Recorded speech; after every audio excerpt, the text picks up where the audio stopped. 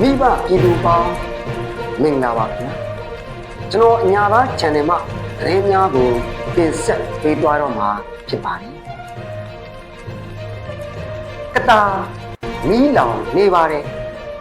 ကလေးငယ်တွေမိဘမဲ့ဖြစ်ခဲ့ရတဲ့စစ်ကောင်စီရဲ့ရက်စက်မှုတွေလုံးသားကွဲအစရာအမှန်တရားတွေက2026ခုနှစ်မတ်လ20ရက်နေ့မှာဖြစ်ပေါ်လာခဲ့ပြန်ပါပြီ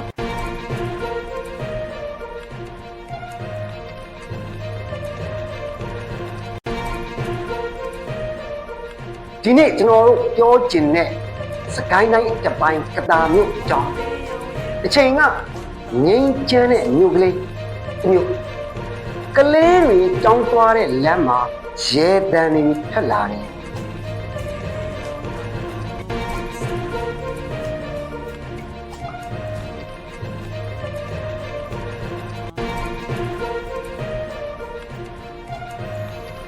မိသားစုစပွဲဝိုင်းပတ်ပြီးအတူတူရေမောခဲ့ကြတယ်ညအိယာမီးကိုကြောင်မှာအမေချက်ပြုတ်ကျွေးတဲ့ရနံမွှေးတဲ့ဟင်းနံ့တာလေးနဲ့နေခဲ့ရတဲ့မြို့လေး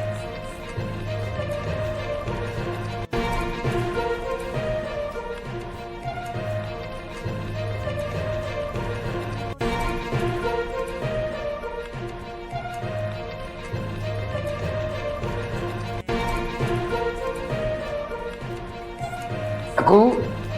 အဲ့ဒီမြို့လေးဟာမီးလောင်နေပါတယ်မီးခိုးတွေကကောင်းဝင်ကိုဖုံးလွှမ်းနေပါတယ်အဲ့ဒီမီးခိုးတွေထဲမှာကလေးငယ်တွေရဲ့အတန်တွေပျောက်ဆုံးကုန်ဖြစ်ပါတယ်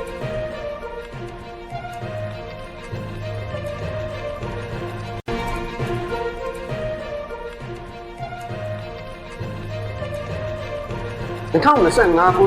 နှစ်ကုန်ပိုင်းဒီဇင်ဘာ28ကစပြီးတော်လှန်ရေးတပ်တွေကချင်လွတ်လပ်ရေးတပ်တော် KIA ပြည်သူ့ကာကွယ်ရေးတပ်တော် PDF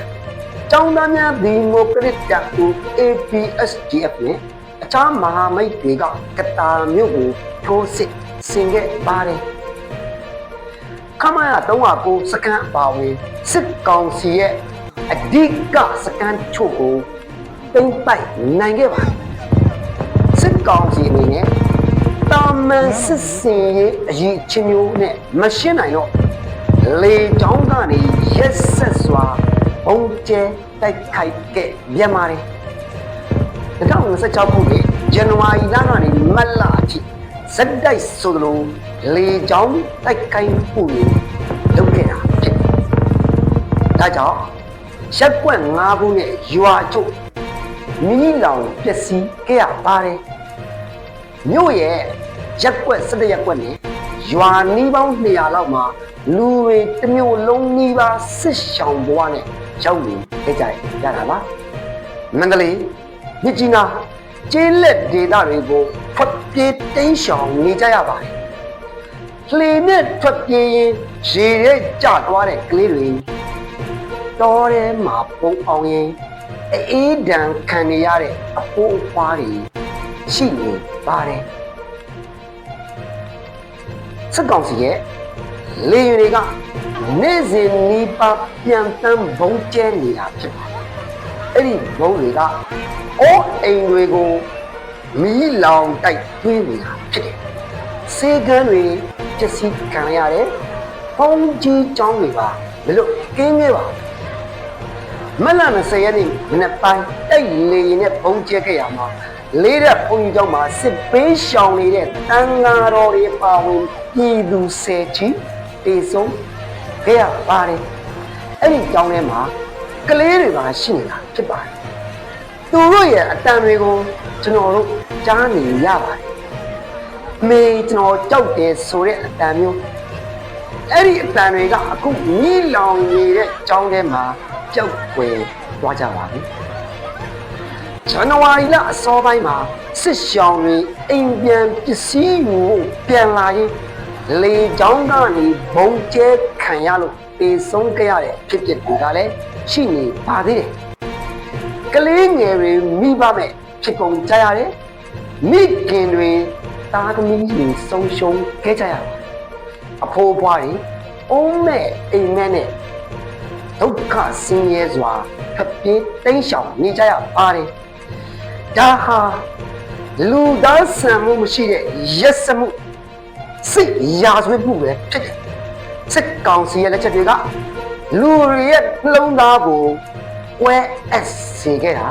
ဖြစ်ပါတယ်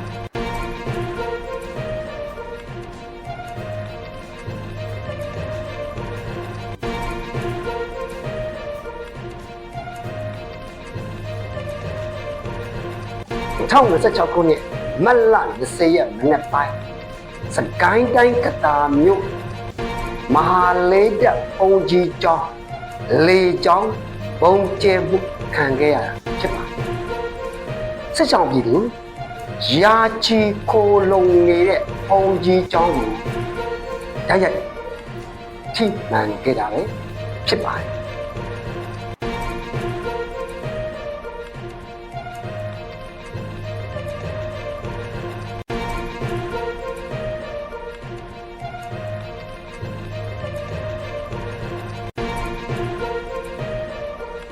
တန်ဃာတော်တွေ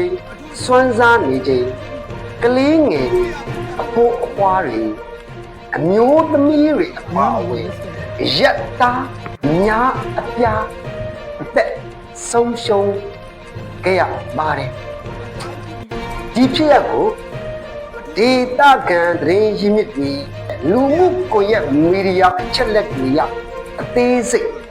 ရှင်းပြပေးသွားမှာဖြစ်ပါတယ်ဒါနဲ့အတူကျွန်တော်ရဲ့ channel လေးကိုလည်း like and subscribe လုပ်ပြီး share သွားဖို့ကိုလည်းကျွန်တော်အညာသားမှာတောင်းဆိုပါရစေ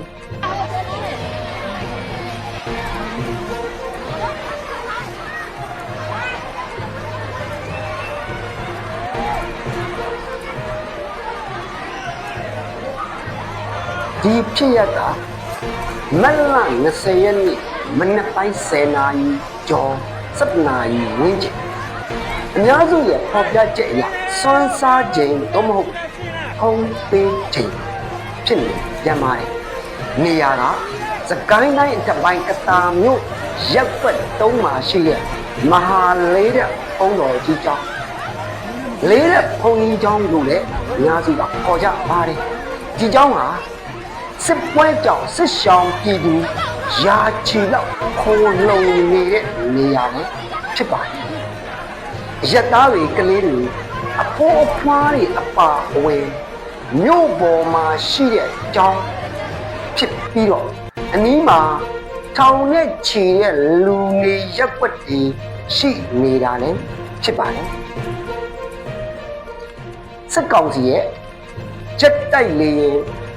တစ်စီးဒါမှမဟုတ်အများအပြားပြန်တန်းလာပြီးတော့ဘုံကျဲတိုက်ခိုက်ခဲ့တာလည်းဖြစ်ပါတယ်ဒီဘုံတွေကအဓိကထိမှန်ခဲ့တဲ့နေရာကတော့ကျောင်းရဲ့လေးတက်ဆောင်ဘုံကြီးတွေနေတဲ့ဆောင်နဲ့စစ်ရှောင်းတွေခုံလုံနေတဲ့နေရာကိုဓာတ်ရိုက်ထိမှန်ခဲ့တာပဲဖြစ်ပါတယ်တန်ဃာတော်တွေစွမ်းစားနေတော့ဖြစ်နေတာကြောင့်ထိခိုက်မှုတွေကလည်း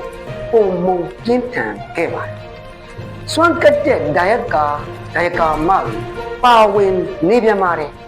။ကျောင်းဆောင်တွေမီးလောင်ပျက်စီးခဲ့ပြီးတော့ပျက်စီးမှုတွေကလည်းအလွန်အင်မတန်ပြင်းထန်ခဲ့တာဖြစ်ပါတယ်။အနီးတစ်ဝိုက်မှာရှိတဲ့ရပ်ကွက်နဲ့အဘဲကုန်းဘက်ကိုပါဘုံကြရောက်ခဲ့တယ်လို့အချို့ရင်းမြစ်တွေကလည်းဖော်ပြထားပြန်ပါတယ်တေဆိုးသူအရေးအတွက်ဟာအစာပိုင်းသတင်းတွေမှာပွဲလွဲနေပေမဲ့လည်းအများစုရဲ့ဖော်ပြချက်အရ20ကျော်မှ30ကျော်အထိရှိနေနိုင်ပါတယ်အချို့အရင်းမြစ်တွေမှာဆိုရင်18ဦး20ဝန်းကျင်စသဖြင့်ဖော်ပြထားပါမယ်ဒီတေဆိုးသူတွေထဲမှာတန်ဃာတော်တစ်ပါးဒါမှမဟုတ်ဒီတက်မကကလေးငယ်တွေအမျိုးသမီးတွေအဖိုးအဖွားတွေပါဝင်နေပြန်ပါတယ် ဒဏ်ရာရရှိသူတွေကလည်း20ကျော်မှ80ကျော်ထိရှိနေနိုင်တယ်လို့ပေါ်ပြထားချက်တွေရသိရှိထားရပြန်ပါတယ်။ချို့က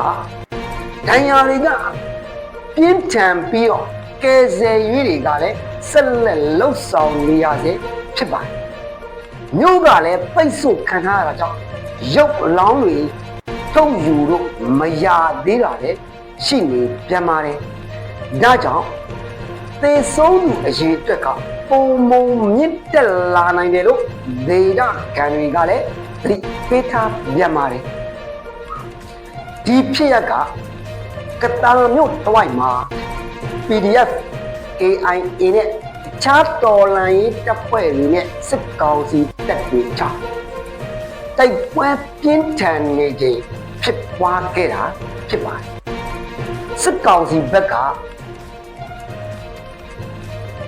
စီရဲ့အရေးချင်းမရှင်နိုင်တော့လေကြောင်းကနေပုံကျဲတိုက်ခိုက်လာတာလို့ဒေသခံရဲ့နေအရင်တွေကပေါ်ပြထားပါတယ်။အရသားတွေထူထပ်စွာနေထိုင်တဲ့နေရာဖြစ်ပေမဲ့ပြစ်မှတ်ထားတိုက်ခိုက်ခဲ့တယ်လို့လည်းဆွဲပြောဆိုမှုတွေကလည်းရှိနေပြန်ပါတယ်။ဒီဖြစ်ရပ်ကိုလူသားချင်းစာနာမှုလုံးဝမရှိတဲ့ရက်စက်မှုတစ်ခုအဖြစ်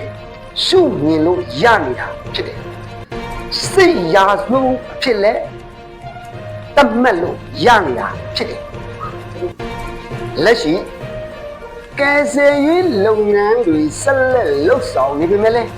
အတိအကျအရေးအတွက်တွေကအပြည့်အဝမသိရသေးပါဘူး။နောက်ဆက်တွဲတည်တွေထွက်လာရင်ပုံမတိကျလာနိုင်ပါတယ်